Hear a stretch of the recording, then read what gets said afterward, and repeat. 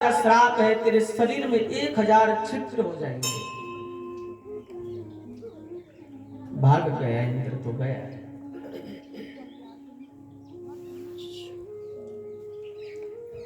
और अहिल्या को कहा, एक ऋषि नारी होने के बाद भी तेरी चंचलता भी मिटी नहीं।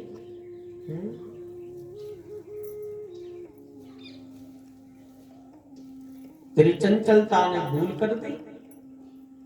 जा, मेरा श्राप है, तू पत्थर देह हो जाएगी। और तभी से अहिल्या आश्रम के द्वार पर पत्थर देह बनी पड़ी है। गौतम ऋषि चले गए, गौतम ऋषि के पीछे पीछे सब चले गए। दुर्वान ने सबको त्याग दिया। इंद्र भी कभी अपना स्वार्थ पूरा हुआ तो इंद्र भी कभी देखने नहीं आया अहिल्या के ऊपर छपड़ा है कि नहीं है। और तभी से पड़ी है द्वार पर। और जिन्होंने, जिसको सबने त्याग दिया है, उसके पास एक भारत का साधु भगवान को लेकर के आता है। देखिए आप, भगवान को लेकर विश्वामित्र भारत का संत है, भारत का ऋषि है, वो भगवान राम को लेकर के अहिल्या के पास आते हैं और भगवान से वकालत कर रहे हैं अहिल्या के लिए। विश्वामित्र, प्रभु उसके कर्म के हिसाब किताब में मत जाना, कर्म तो इधर उधर हो जाते हैं, कृपा कर दो, उसको पार कर दो। तभी से पत्थर दे बनी पड़ी है यहाँ, उसकी चंचलता मिट चुकी है। अब जो भूल हो गई है वो आगे नहीं होगी, इसलिए वो पत्थर बन गई है। और तू तो दुनिया को तारने वाला है। हो गई भूल, हो गई, किससे नहीं हुई है भूल। तुम तो पतित पावन हो, पतित को पावन करने वाले हो। तार। और वो नहीं कहती है कि मुझे अपने हाथों से उठाओ, वो नहीं कहती है मुझे दृष्टि से देखो, वो नहीं कहती है मुझे गले लगाओ, तो वो तो कहती है मैं इस लायक नहीं हूं क्योंकि मुझसे भूल हुई है, लेकिन मैं चाहती हूं ठाकुर के चरण की रज भी मुझे मिल जाए तो भी मैं पार हो जाऊंगी। चरण कमल रज चाहती, कृपा करहु रघुवीर। वो चरण रज चाहती है और कृपा कर दे। और देखिए, दुनिया की नाम मानने वाला परमात्मा संत की बात मान लेता है। भगवान ने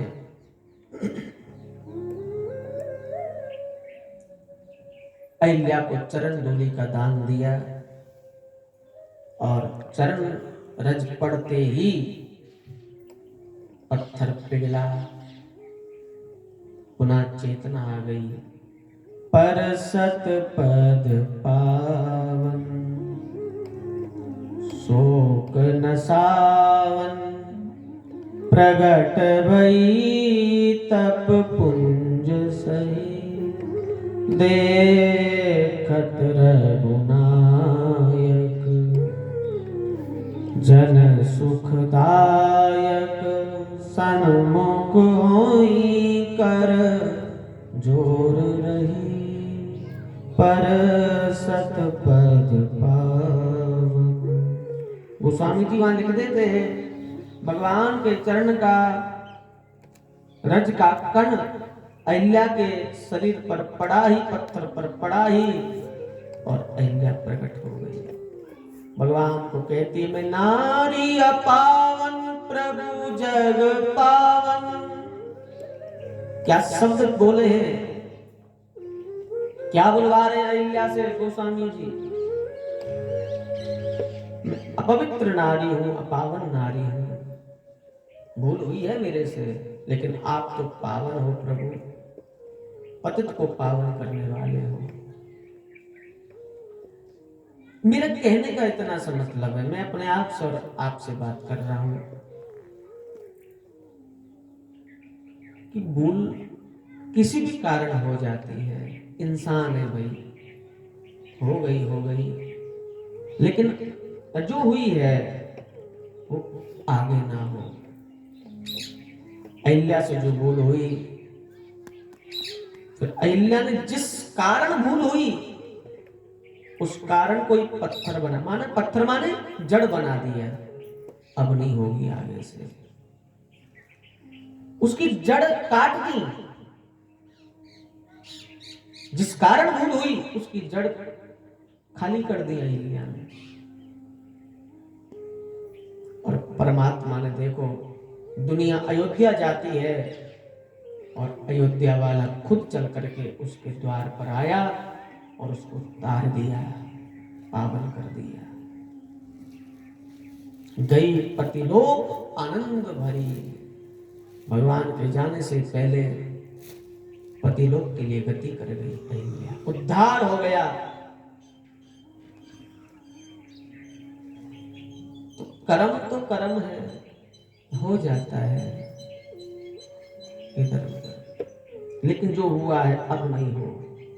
तो मन, वचन और कर्म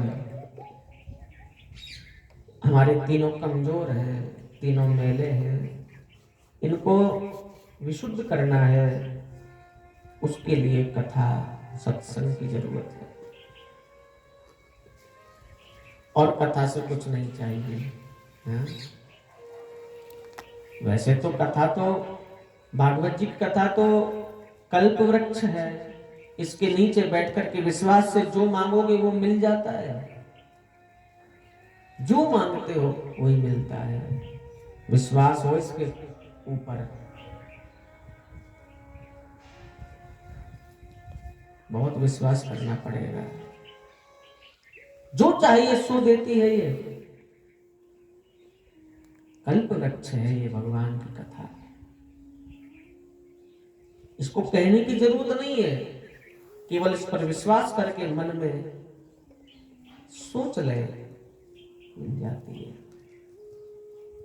लेकिन हमें क्या चाहिए? भगवान ने सब कुछ दिया है, हा?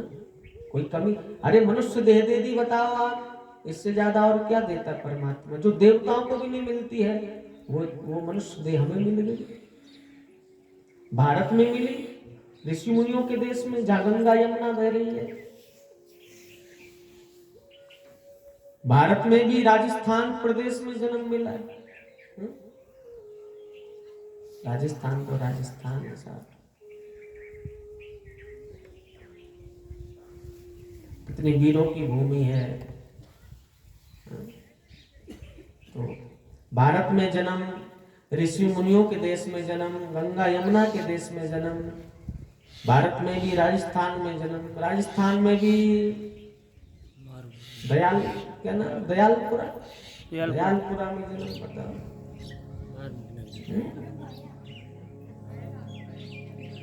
और क्या चाहिए? तो दयालपुरा में भी कथा में बैठे,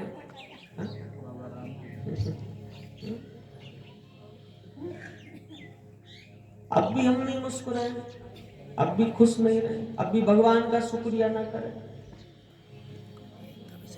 कथा में तो मुस्कुराए कम से कम, यहाँ भी शिकायत, ये नहीं मिला, वो नहीं, सब दिया है भगवान ने, क्या कमी छोड़ी है?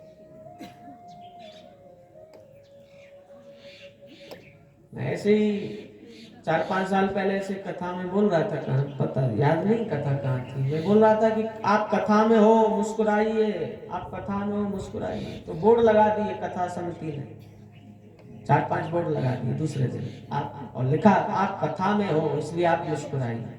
अच्छा लगा। क्योंकि कथा में ही मुस्कुरा सकते हैं ना। घर तो वही सब, वही शाम वही गम। सत्संग तो मुस्कुराना सिखाता है, कथा तो मुस्कुराहट देती है।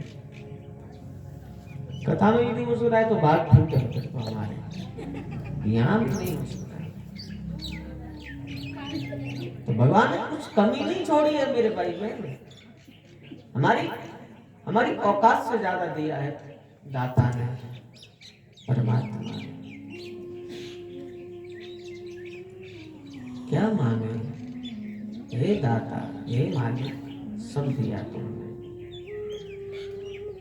अच्छा घर दिया, अच्छा परिवार दिया, अच्छा समाज दिया, अच्छा पड़ोस दिया, अच्छा संग दिया। हाँ? कोई कमी नहीं है, दाता ने दिया है सब। तो कथा से क्या चाहिए? यही चाहिए, विशुद्ध हो जाए बस, तेरे लायक हो जाए ठाकुर। और तू उसी को स्वीकार करता है, उसी को गले लगाता है जो निर्मल है, जो शुद्ध है। भगवान को फूल चढ़ाते हैं ना, पुष्प, तो कैसा चढ़ाते हैं? मुरझाया हुआ नहीं, खिला हुआ फूल चढ़ाते हैं भगवान के चरणों में। मुरझाया हुआ नहीं, बासा नहीं।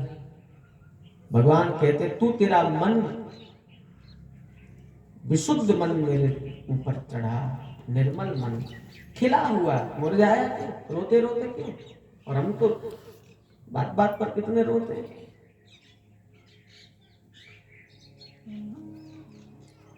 70-80 साल के महात्मा जी की वीडियो देख रहा था मैं, तो वो कह रहे थे, बहुत प्यारा कह रहे कि हर व्यक्ति को मुस्कुराना चाहिए। और अभागा है वो दिन जिस दिन आप खुल करके मुस्कुराए नहीं, ऐसा कह रहे थे। बताओ इतने महात्मा उम्र के साथ। क्योंकि परमात्मा उन्हीं लोगों को मिलता है जो मुस्कुराते हैं, और मुस्कुराहट वरदान है। इस वरदान के सिवा भगवान ने किसी को धरती पर जन्म नहीं दिया है मेरे भाई बहन। प्रेम तो वरदान में दिया है परमात्मा ने, मुस्कुराहट वरदान में दी है ठाकुर ने। फिर भी रोए, फिर भी मरे।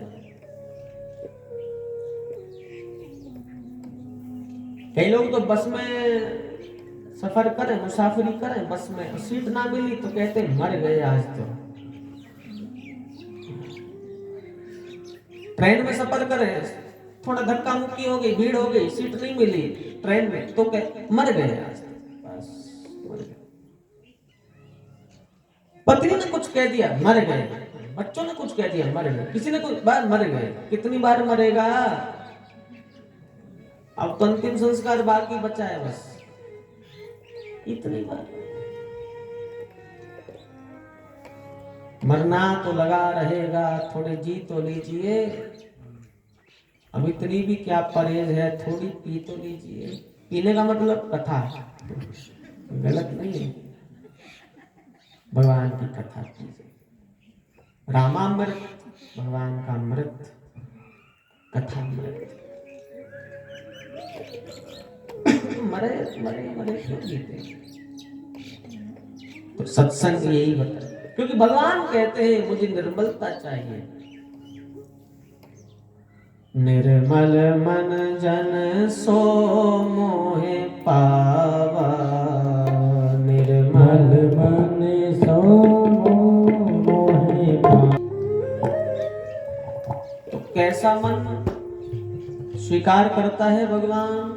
जो निर्मल हो, मैला नहीं, मुरझाया नहीं, मरा मरा नहीं, खिला हुआ मन, मुस्कुराता हुआ मन। निर्मल मन जन सो मोहे पावा। तो मन निर्मल हो, कपट छल छिद्र से रहित हो। तो इसलिए यहां बैठे हैं, और तो क्या चाहिए? कथा से सब दिया है भगवान ने। केवल तेरी कथा, ये सत्संग की गंगा हमारे 3 चीजों को पवित्र कर दे, हो जाए तो हे मालिक हम तेरे लायक हो जाएंगे, बस और कुछ नहीं। तो इसलिए यहाँ गुरु कृपा से, बाबा के आशीर्वाद से सोचा नहीं था कि इस गांव में कभी कथा का योग बनेगा। बस परमात्मा की इच्छा से 7 दिन यहाँ बाबा के चरणों में बैठ करके अपनी वाणी को पवित्र करने के लिए मेरी व्यासपीठ कथा कह रही थी। आज उसका 7वां दिन है, यानी कि विराम दिन है। आखिरी पुष्प भगवान के, बाबा के चरणों में समर्पित करते हुए आइए कथा में प्रवेश करें। आज तो आखिरी दिन है कथा का, इसलिए ज्यादा विस्तार की कथा न करते हुए कुछ सार बातचीत संवाद के रूप में हम करेंगे और फिर कथा को विराम कर दें। भगवान सुखदेव कहते हैं, राजन, कृष्ण 11 साल 56 दिन के हुए ब्रज से मथुरा चले गए। परसों की कह करके गए, बरसों बीत गए, आए नहीं ठाकुर लौट करके। सब रोते हैं, मां रोती है यशोदा, क्योंकि मां को तो एक ही आधार था, उसका गोपाल। और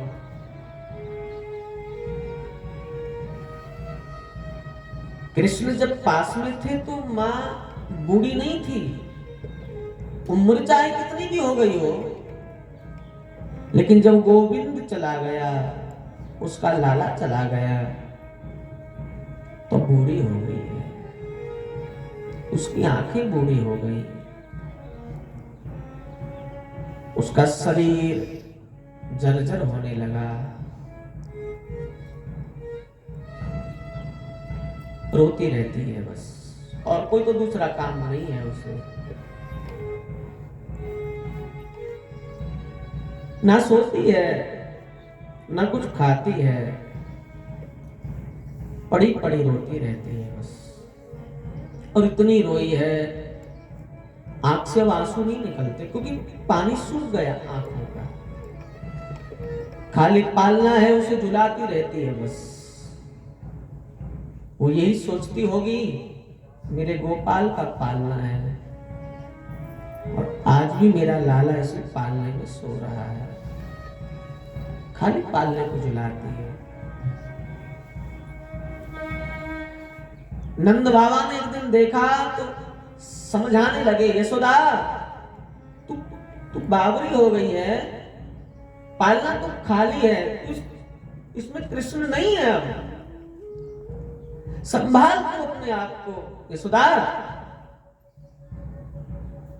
कब तक पागल की तरह तू आंसू बहाती, देख तेरी क्या हालत हो गई है, तुझे दिखना बंद हो गया है, चला नहीं जाता तुझसे ठीक से, कुछ खाती नहीं पीती नहीं, क्यों?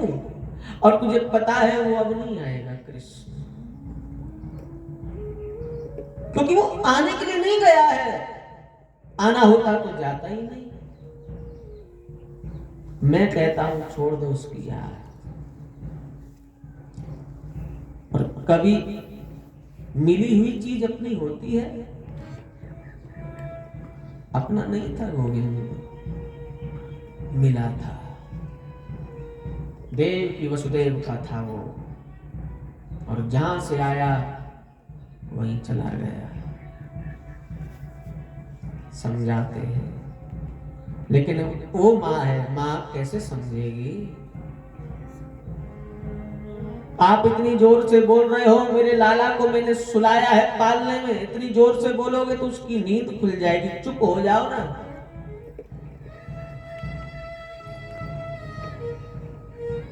तब नंद बाबा को लगा यशोदा को समझाना मुश्किल है, मैं अपने आप को तो समझा लूं क्योंकि मैं पुरुष हूं, लेकिन यशोदा को कैसे समझाऊं? क्योंकि वो तो एक माँ है, उसके कलेजे में यही टीस उठती रहती है, मेरा गोपाल आ जाए, बस मेरा लाला आ जाए। और माँ माँ होती है साहब, माँ माँ है। घर में सब हो ना, लेकिन माँ ना हो तो लगता है घर में कुछ नहीं है, खाली है माँ के बिना घर। घर तो माँ से है।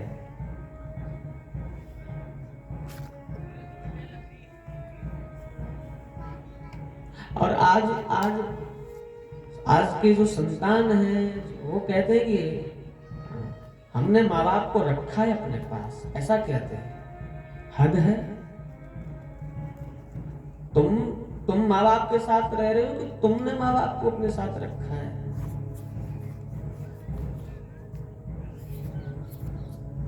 माँ बाप 4 पुत्रों को पाल पोस करके बड़ा करके शादी ब्याह करके और समर्थ कर देते हैं, लेकिन वही 4 2 माँ बाप को नहीं रख सकते। हमारे वृंदावन में तो कितने कितने वृद्ध आश्रम बड़े पड़े हैं माँ बाप से, कितने। हाँ, जिनका कोई ना हो उनको वहां रख दे यत्न से तो ठीक है, लेकिन संतान होते हुए माँ बाप को निकाल देते हैं। हम अभी दिवाली पर इंदौर में कथा कर रहे थे तो एक बूढ़ी माँ मिलने आई, मुझे रोने लगी बेचारी। मैंने, माँ क्या बात है, क्यों रोती है? बोले मुझे कोई वृंदावन में आप ऐसा कोई स्थान बता दे, मैं वहां रह लूं। मैंने कहा क्यों? बेटा नहीं है, बहू नहीं है 3 करोड़ का मकान है ग्वालियर में, लेकिन मुझे कह दिया कि तुम्हें हम नहीं रख सकते, चली जाओ। हाँ, पैसा पहुंचा देंगे आपके लिए हर महीना, वृंदावन में चली जाओ। ये दशा है मेरे भाई बहन, ये हालत हो रही है आज। ये तो होते हैं घर में, तब उनकी कीमत नहीं समझे हम, बात और है। तो जब ना हो तो पता लगता है कि माँ बाप कौन है, क्या है। रोती है यशोदा मैया, बहुत आंसू बहाती है। उस एक ही बात है, मेरा लाला आ जाए बस। नंद बाबा भी रोते हैं, यशोदा के सामने नहीं रोए, बात और है, अकेले में तो बाबा भी खूब आंसू बहाए। गोपी ग्वालवाल सब रोते हैं, सब आंसू बहाते हैं। गाय घास नहीं खाती है, बछड़ा दूध नहीं पीता है, रोते रहते हैं। लता पता वृक्ष सब सूख गए हैं बिना गोविंद के ब्रज में। लता पता सब सूख गई, यमुना ने किनारो छोड़ दियो। श्री कृष्ण चंद्र ने मथुरा ते गोकुल को आए वो छोड़ दियो। पतझड़ हो गए हैं वृक्ष ब्रज के, लता पता भी सूखने लगी, यमुना भी किनारा करने लगी बिना गोपाल के। कोई कहीं रोता है, कोई कहीं, सब ऐसी स्थिति है। कोई ग्वाल गाय चराने नहीं गया था, कृष्ण जब से गए उन्हें छोड़ के बस पागलों की तरह रोते घूमते, हमारा गोपाल आ जाए। गोपियां उसी रास्ते पर आकर के बैठ जाती हैं रोज, जो रास्ता ब्रज से मथुरा गया, जिस रास्ते से कृष्ण गए हैं उसी रास्ते पर सुबह से आकर के बैठ जाती हजारों गोपियां। रोज यही आस लेकर के आती है कि आज कृष्ण आएगा, क्योंकि वो कह करके गया है मैं आऊंगा। दिन भर बैठी रहती है, शाम को निराश होकर के लौट जाते। क्या यही काम था गोपियों के पास? आकर के बैठ जाना, कृष्ण की तरफ देखना, बस वो आ जाए आ जाए।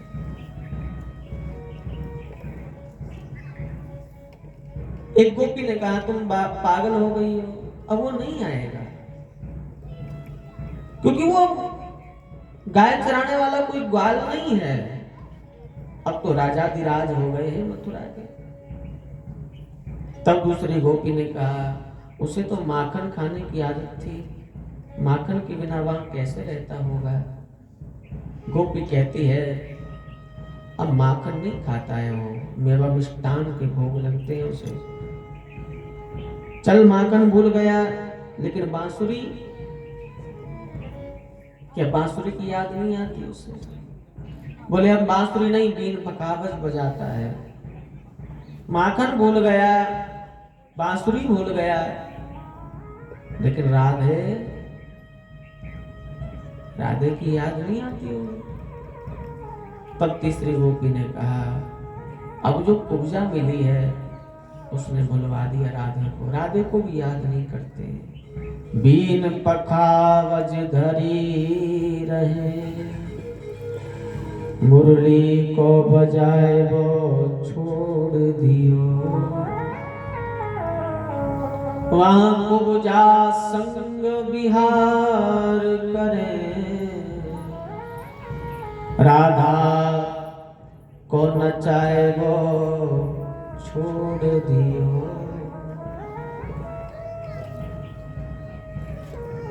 कुब्जा जो मिली है, कुब्जा ने सबको बुलवा दिया, अब याद नहीं करते।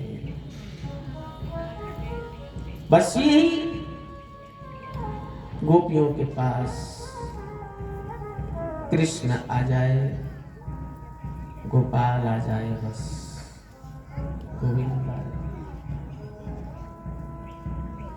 पूरा ब्रज रोता है बिना कृष्ण के, ब्रज की धरती में भी त्रेर पड़ गई है, कृष्ण का वियोग महसूस हो रहा है। कोई पक्षी की चहचहाट नहीं, मोर नाचना बंद कर दे, श्रीहीन हो गया ब्रज, मानो बिना प्राण के ब्रज है, सब रोते हैं।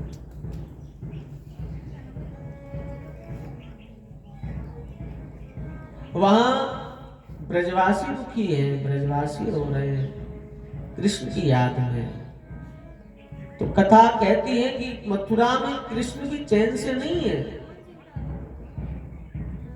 गोविंद को भी याद ब्रजवासियों की आती है, और भगवान भी रोता है सबको याद करके।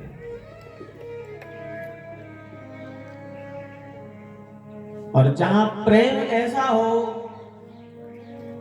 जहां ऐसी भक्ति हो,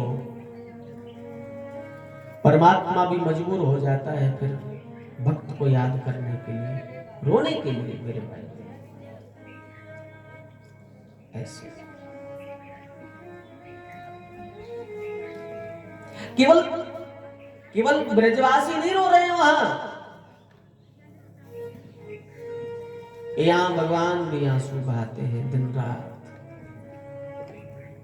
ये है भक्ति, ये है प्रेम।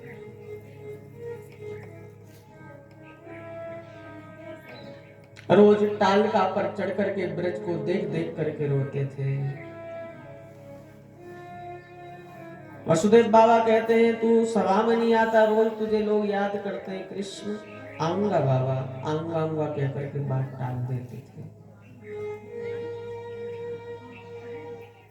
ना कुछ खाता है, ना पीता है, ना बोलता है, ना हंसता है, ना खेलता है, कच्छ में पड़ा पड़ा रोता रहता है गोविंद। एक दिन देवकी माँ ने कृष्ण को कहा, कृष्ण तू कुछ खाता नहीं है भैया, लाला मैं रोज भोजन बनाती हूँ तो रोज थाली छोड़ देता है, कोई कष्ट है तो मुझे बता, तू मेरा लाला है, मैं तेरी माँ हूँ, क्या बात है बता मुझे, तुझे मेरे पास कोई कमी है, कोई दुख है?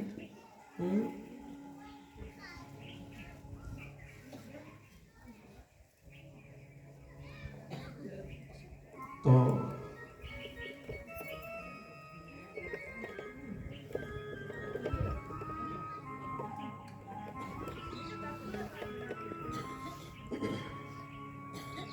भगवान कहते माँ ऐसे तो कोई बात नहीं। बोले फिर भोजन क्यों नहीं करता, बता मुझे तू। भूखा पड़ा रहता है लाला, मैं भोजन करूं और तू भूखा है, कौन भला माँ सहन करेगी बता। या तो तुझे मेरे हाथ का भोजन सुहाता नहीं है। इतनी बात जब कही तो कृष्ण की आंख में आंसू आ गए, रो पड़े और माँ का हाथ पकड़ लिया। माँ ऐसी बात नहीं है, तो बता मुझे क्या बात है। मैंने तो सुना ब्रज में तू चुरा चुरा करके माखन खाता था, और मुझसे तो तूने एक बार भी माखन नहीं मांगा आज तक जब से आया। बता क्या बात है। जब इतनी रोई है, बिलख पड़ी है देव की माँ, तो भगवान को लगा एक माँ के दिल को तो वहां ब्रज में तोड़ आया हूं, और एक को यहां दुखी करूं। तो कह दिया माँ भोजन पाऊंगा, भोजन बना।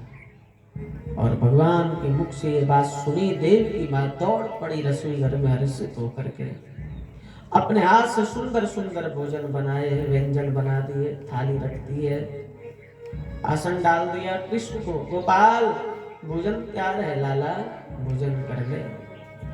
भगवान आए, आसन पर बैठे, जल लेकर के ब्रह्मर्पण किया और देखा भोजन की थाली में माखन है, और माखन को देखा ही गोविंद को अपनी माँ यशोदा की याद आ गई। अरे माँ कितने दिन हो गए तेरे हाथ का माखन न खाया। और जब रोए हैं, प्रेम का सैलाब आंखों से उमड़ पड़ा, रुलाई रह रह करके फूट रही है। चुप होना चाहते हैं लेकिन नहीं हो पा रहे। अब लगा भगवान को कहीं देव की मां ना देखे, वरना सोचेगी भोजन की थाली पर बैठ करके रो रहा है। मां का हृदय टूटे उससे पहले ही थाली छोड़ करके कक्ष में चले गए। बहुत रोए हैं सबको याद करके। मां देवकी ने देखा जो कि त्यों थाली रखी है। इतने में उद्धव जी आ गए। देवकी मां रोती है क्यों? उद्धव क्या बताएं भैया, देख रोज भोजन बनाती हूँ, रोज थाली छोड़ करके कृष्ण चला जाता है, भोजन नहीं पाता है। और आज ही नहीं, रोज यही करता है। और मैंने कितनी बार पूछा, मुझे बताता भी नहीं है। न बोलता है, न हंसता है, न खेलता है, न खाता है, न पीता है, खोया खोया रहता है बस। मुझे तो नहीं बताता, लेकिन तू तो सखा है, शायद तू पूछ, तुझे बता दे।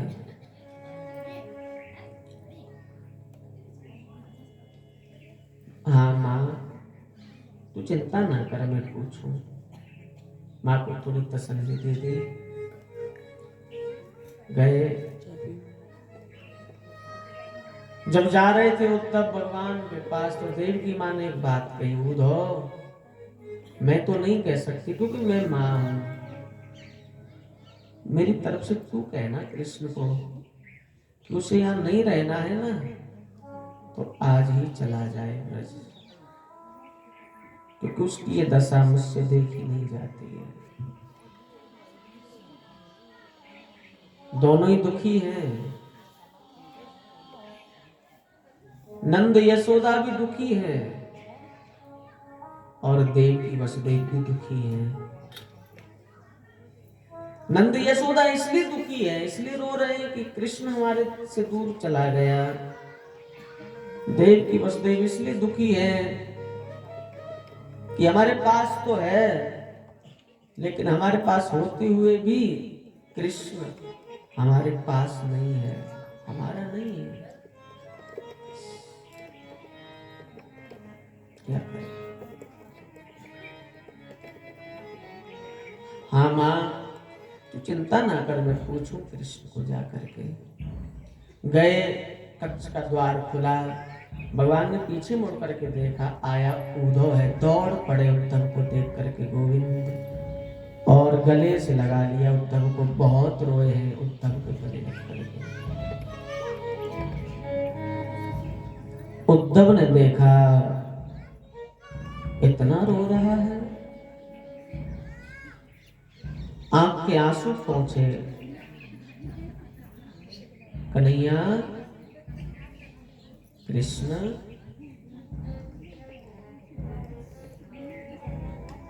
संसार का कोई व्यक्ति रोए तो समझ में बात आए कि कोई दुख होगा, उसे कोई कामना होगी, लेकिन तू तो ब्रह्म है रे, और ब्रह्म की आंख में आंसू। तू तो भगवान है, तू रोए। और तू इतना बड़ा हो गया है, जो तूने माँ के हाथ से बनी हुई भोजन की थाली ठुकरा दी।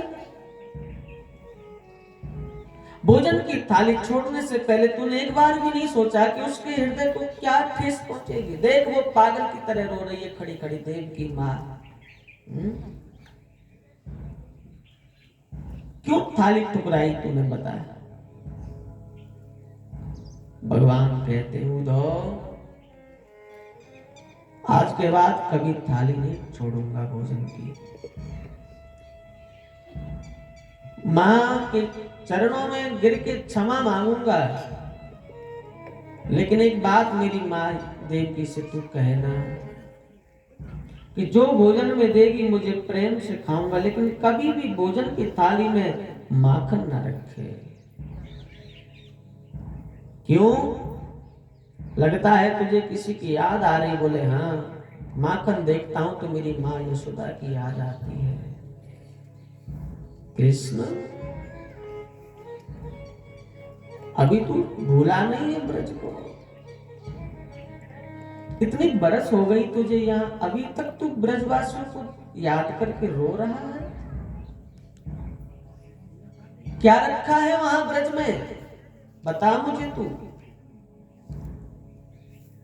अरे वहां नंद यशोदा है, तो यहाँ देवकी वसुदेव भी तो है तेरे पास। वहां अनपढ़ गांव के पशु चराने वाले ग्वाल तेरे सखा, या मेरा जैसा ब्रह्म ज्ञानी तुझे सखा मिला है। वहां गांव की अनपढ़ गोपियां,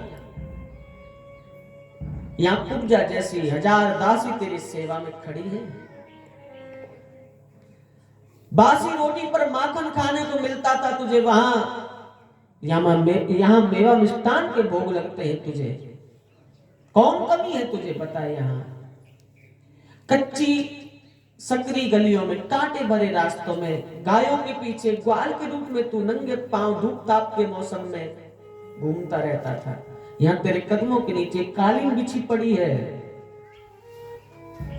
लोग तुझे राजाधिराज कहते हैं, कितना सम्मान तुझे मथुरा में करते हैं, और तू ब्रज को याद कर रहा है। मैं कहता हूं भूल जा ब्रज को, भुला दे ब्रज। तब गोविंद के मुख से निकला, उद्धव, कैसे भूलूं भैया ब्रज को? कोशिश तो करता हूं ब्रज को भूल जाऊं, लेकिन नहीं भुलाया जा रहा। बहुत याद आती है ब्रजवासियों की, माँ यशोदा की बहुत याद आती है।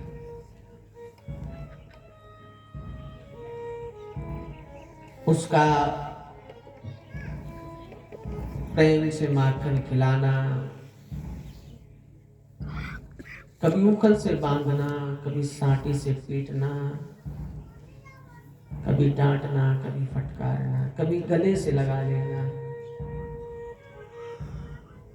कभी उसकी गोदी में सर रख करके मैं सो जाऊं तो ऐसे प्रेम करना माँ को सब याद आता है। कैसे भूलूं मेरे नंद बाबा, जिसकी उंगली पकड़ करके मैंने चलना सीखा, बाबा को कैसे भूलूं। वो गाय बछड़े, वो गोपी, वो यमुना, वो पुलीन, क्या करूं। बहुत कोशिश करता हूं भूल जाऊं, लेकिन नहीं भुला पा रहा है।